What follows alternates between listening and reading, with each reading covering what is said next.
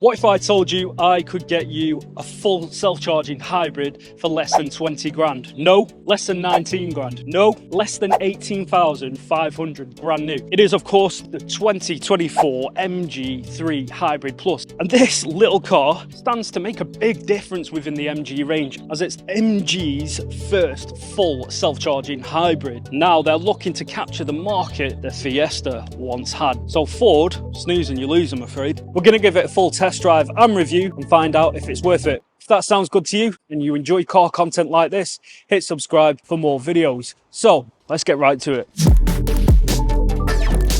The first generation MG3 has been around since 2014 and is slowly being discontinued. This is MG's second generation Super Mini, and it was actually just shown at the Geneva Motor Show just a few months ago in February. So this is the new design language for MG. They're kind of trialing it with the baby MG. So this is actually longer and wider than the previous generation MG3. It's got the sharp and sleek front end, which drops down at the front, and you've got this sort of splitter at the front here with carbon effect on. These intakes though are fake. They don't really do much, but I think it's just more for aesthetic, to be honest. I did get some Fiesta-y vibes, maybe just because of the shape and it being a B segment car. You've got slim LED headlights. You get projector LEDs on the Trophy. I've got the Trophy. This has 360-degree camera. So let's have a look at the side profile, and please just forgive delivery. This is the only demonstrator I could get hold of. Keeping in line with the B segment is a 5-door hatchback, sporty proportions, staggered out shoulder line. Looks really kind of bold, and that really does kind of protrude out, and it looks really cool from the side. 16-inch 5-spoke alloy wheels with the MG logo in the middle. What is cool, you get cameras under the wing mirrors as well. Normal doors. You do get keyless entry as well on the Trophy trim. So yeah, all in all, it just looks pretty cool. So let's have a look at the rear design. You've got this sort of small rear spoiler here, rear trailed LEDs, which are really nice. You've got rear black panel, 360 camera underneath the MG badge. Deflectors here. This is all plastic and fake here, sort of like a diffuser. You've got your wiper there, and of course you've got the MG3 Hybrid Plus logo. So let's have a look at the boot space. It is just a manual hatch with a button just under there.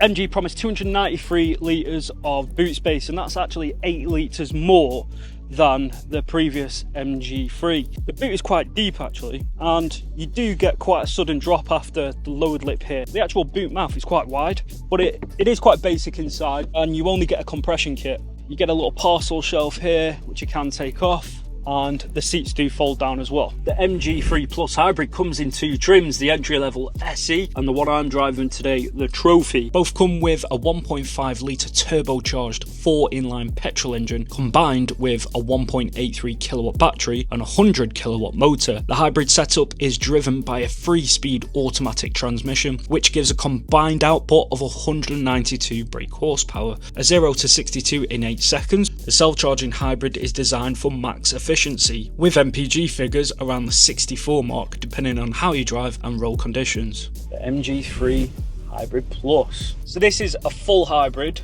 It's a self-charging hybrid, so you won't need to charge it up everywhere. This is MG's first pure hybrid. They've usually just done plug-in hybrids, so this is the way MG are sort of going now in the future with the hybrids, which is good because it gives the best of both. You don't really want to go full electric right now. So not only is the petrol engine used to drive the front axle with the motors, but also it can actually charge the battery as well. It seems to be quite an intelligent system. You just put your foot down on the accelerator and you've got that instant torque as if you're driving a full electric car. And then throughout the power band, then the petrol engine will kick in. It actually surprised me at times, because when I thought the petrol engine would kick in, I put my foot down near a roundabout and I was still in full electric. And that's incredible. I'm doing 30 miles per hour and I'm still in full EV. It's not even changed yet. That's crazy. I'm going to put my foot down a little bit and I'm still in EV mode. Wow. I'm still in full electric. This is the sort of performance I'd be getting from a full electric car right now. The MG3 is no slouch either. 0 to 60 in about 8 seconds, which isn't that bad for a B segment car. So you can really feel that torque from the electric motor just kicking in. Really does help push the car forward. Quite a fun experience as well. I think that works a lot more smoother than a standard CVT gearbox.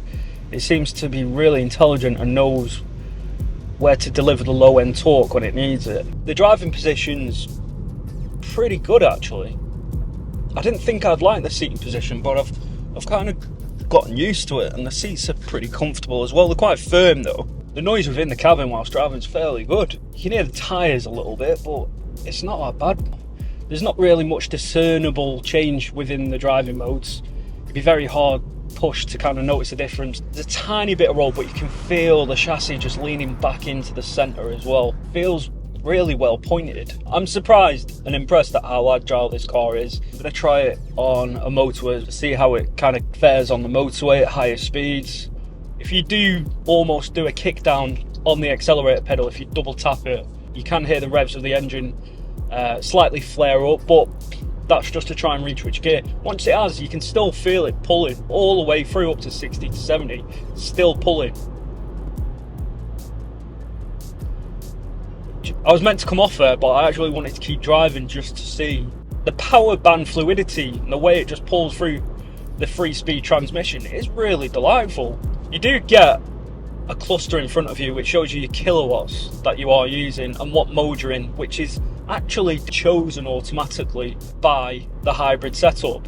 You can't pick full electric mode in this hybrid. You're not really missing out much because it will try and use EV mode as much as possible. It'll show a little EV sign on the display. It's not amazingly powerful, but it just seems enough to get you to motorway speeds and then some if needed.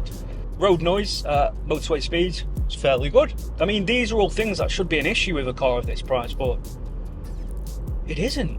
You can almost kid yourself that you're in a more expensive car. It feels really mature for this sort of car. What have MG done?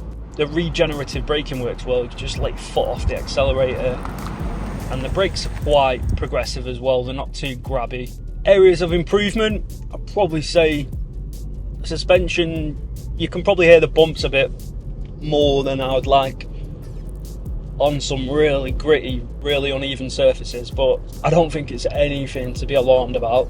Most of the time it's absolutely fine. First off, I notice it's a bit MG4 inside, and that's a good thing, to be fair. By the way, I've done a review on that if you want to check that out. It looks a little different, and some smooth faux leather across on the 2-level dash. Got this orange stitching across the dash here, crisscross pattern effect. It's quite nice actually. You just get standard glove box. It is quite dark in the cabin. You just get standard roof headliner on there, nothing fancy.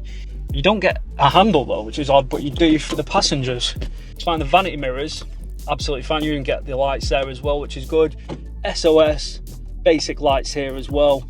But around here, this is where things just start to kind of show that it is built for price. It is hard, it is plastic inside, but they've kind of got away with it in a way because it all just feels well implemented in the middle. You get a standard of 10.25 inch touchscreen display built into the dash, which is really clever. The panel works fairly well, looks a little outdated in terms of the icons, etc., but it works absolutely fine. You get Android Auto and Apple CarPlay as standard, which is brilliant, but it's not wireless. You do have to connect that. I like how you're not always using the touchscreen display for, say, your air conditioning. You can control it and the volume on the keys here, kind of merged together under the screen. Well done, MG. You do get a 7-inch driver display.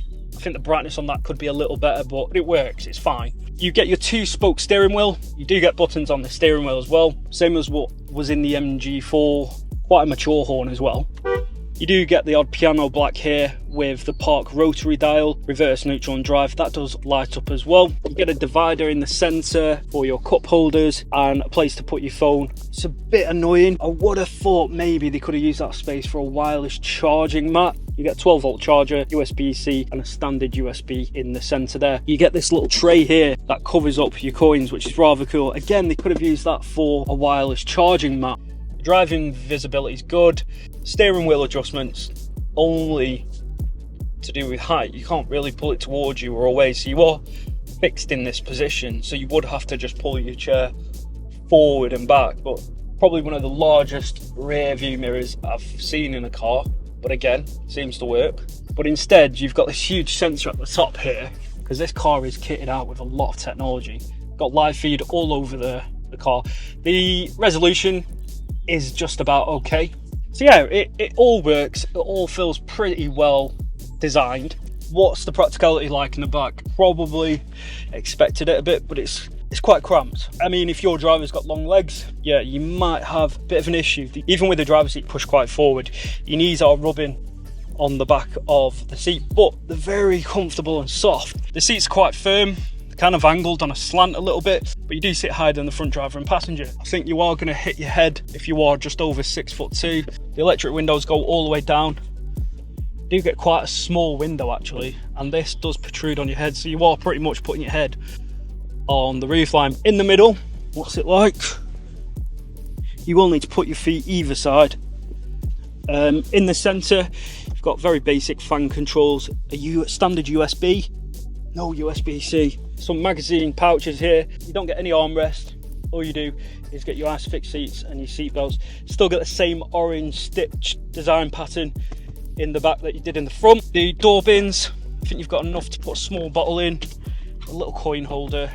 But yeah, it's okay for short journeys, for city driving. I think it's absolutely fine. For long journeys, if you're tall, long legs, might struggle a little. So let's wrap up this review on the new 2024 MG3 Hybrid PLUS. It's kind of rare these days for a sub 20k car to be packing such features, even on the basic trim. You also get a 7-year warranty as well as standard. I like the looks, it's fun to drive. How intelligent the hybrid system works as well. You can pretty much run this on EV as well, and they do it automatically. You don't need to press an EV only mode. These are kind of specs and figures that are kind of hard to fight against really. And all in all, it's a good little package. Please let us know in the comments below if you think that MG3 Hybrid Plus is worth it. A big shout out and thank you to MG Chapel House in Bolton for letting me review this MG. If you'd like to know more information or even book a test drive, I'll leave a link in the description below. Thanks for watching, hope you enjoyed the video and see you on the next one.